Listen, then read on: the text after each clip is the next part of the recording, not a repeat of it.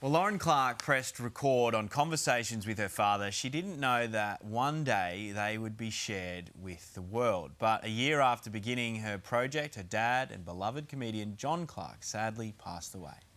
Now, Lauren has turned John's stories into an extraordinary tribute, documenting his life and his career and gifting her father one last standing ovation. And I'm pleased to say that Lauren joins us now from Melbourne. Lauren, good to see you. Thanks for joining us. Oh, thanks, Ali. Michael. Take us back to when you first decided to start recording these conversations. What gave you the idea in the first place?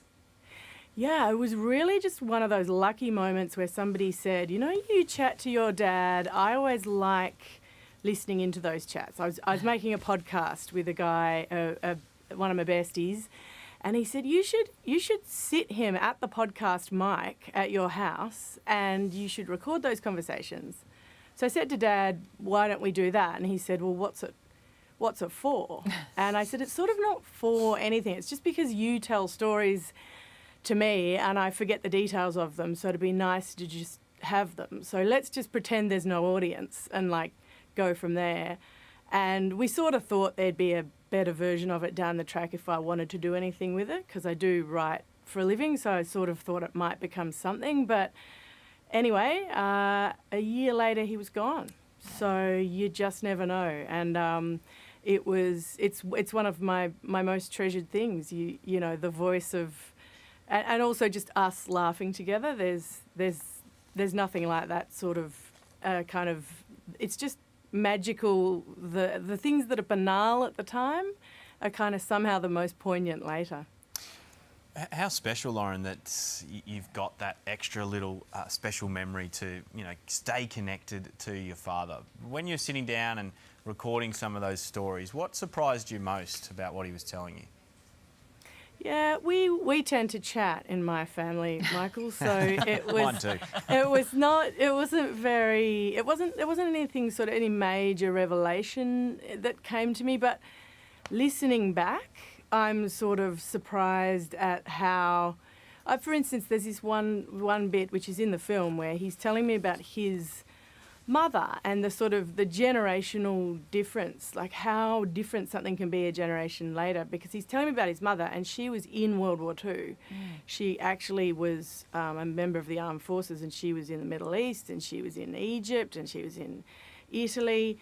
And he's talking in it, and he says, and he's talking to me, and he says, that she had this boyfriend, and the boyfriend was on a train. Now, I knew this story, but I didn't quite know this detail. But he says, and she was on this train, and somebody who didn't know the war was over bombed the train. Oh. And I didn't know that detail. Wow. So it is worth. I mean, I would urge people, if you've got interesting stories in your family, get them spoken into everyone's got a phone in their pocket. Yeah. Because you sort of, it's those little details where you just think, wow, and 2 generations later, that's just an unthinkable happenstance. When you go back now, Lauren, and you listen to these recordings as you're putting together the documentary, what are your emotions like? I imagine it would be tough, in part, hearing some of those stories again and hearing your dad's voice again. I love it now. I love it now because I've seen the film a few times, so it's actually like hanging out with him. But the first time, the film, it takes ages for a film to come together, and in the edit, we were working on the edit for what felt like 1,000 years, and then all of a sudden one day it clicked, and I could not speak to the editor. Oh. I just was so, it was like, I mean, I thought, the words I thought were, hi, Dad. It was like I was hanging out with him again, and that was a wobbly moment, but a beautiful one.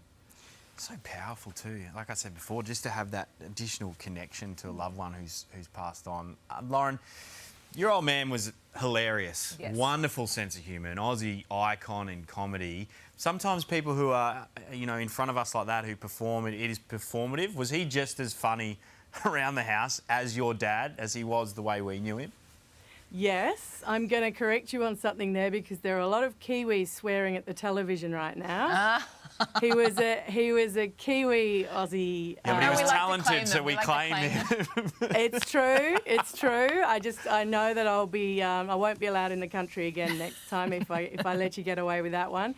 Look, he was one of the things I wanted to get across in the film, and the film it's I'm talking about this poignant stuff, but actually the film is funny and it's full of fun and joy. And one of the things that I really liked about the idea of telling the story of Dad is that, he didn't have a couple of things, went wrong in his life along the way, as they do in all of our lives. But he looked for the fun, he found the fun, he'd chat to whoever, and he'd be in a sort of collaborative, two-way adventure of just conversation. And I feel like we all need a bit of that. There's something lovely about being able to find the fun wherever you are and whatever it is you're doing. Yeah, really well said, Lauren. I'm sure it's an incredible documentary. Can't wait to see it. Thank you for joining us today, Lauren. Thanks, guys.